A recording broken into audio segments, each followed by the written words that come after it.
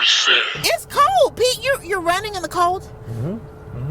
That's how you stay so, Hey, it keeps me sane, and you never know who you're going to run into.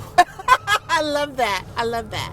So, Pete, I wanted to ask you, how do you think Lattus helps us address psychological safety in our workforce? So there's a lot of different ways we can break us down. And when we think about psychological safety, we need to start off by defining it, right?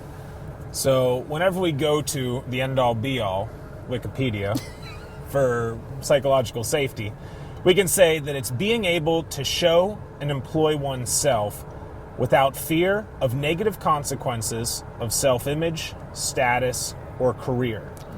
It can be defined as a shared belief that the team is safe for interpersonal risk-taking. And in psychologically safe teams, team members feel accepted and respected. So that's a whole lot to think about. But in my own words, psychological safety is I can say something, I can do something, and I'm not going to get in trouble for it. I'm not going to be judged in a negative way for it, right?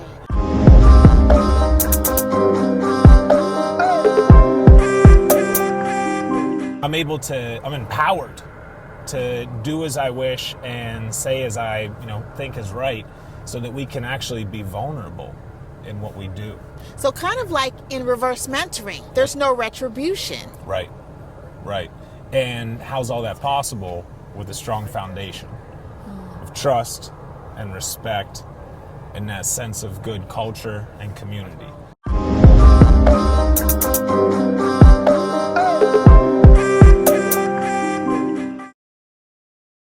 Just think about our relationship, right? Where'd all that start? A little bit of trust, a little bit of respect, and maybe there was already some, collaboration, right? Somebody introduced us together, a little bit of sponsorship into it.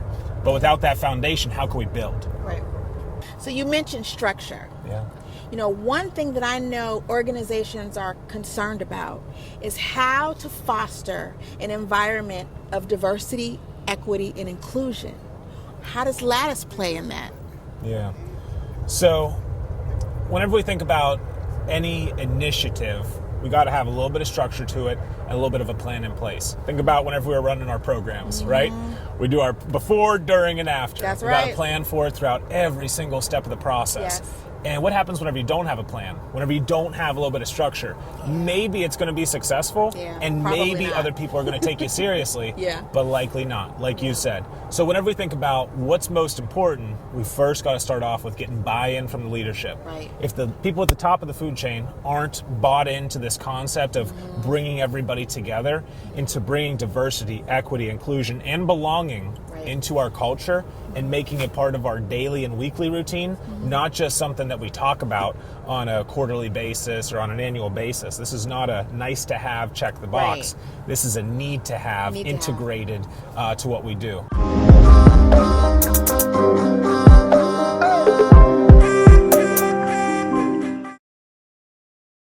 Tell me about a time when you've been involved in a reverse mentoring relationship. So I don't think I knew that it was reverse mentorship whenever it was taking place, because I try to walk into every conversation win-win, mutually beneficial. If I'm going to do something, it's worth overdoing, right? So there was an individual, she was my mentor, a couple, 3, 4 levels above me when I was working at Lockheed Martin. And, I would usually prepare my questions ahead of time, send the agenda at least 24 hours in advance. Hey, here's what we have going on. And one day she said, hey, can I send you some questions in advance for you?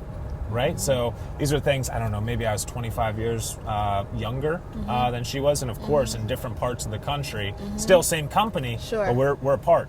And so that's whenever I realized, wow, we have totally different experiences and backgrounds, similar work ethics, and similar motivations.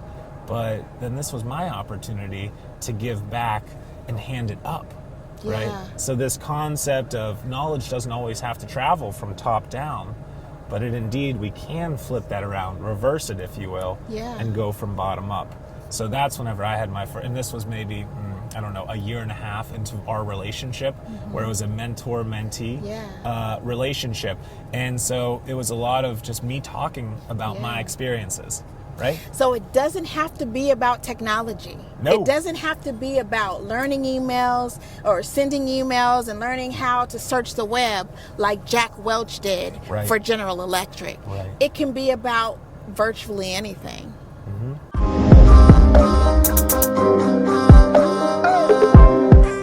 Pete, I want to keep talking about this. When can we get back together? Yeah, well, Keisha, I don't know if you got your reminder yet, but I'll see you on Lattus this Thursday at 1:30. I'll see you at 1:30 on Thursday. Thanks, Keisha. Reverse.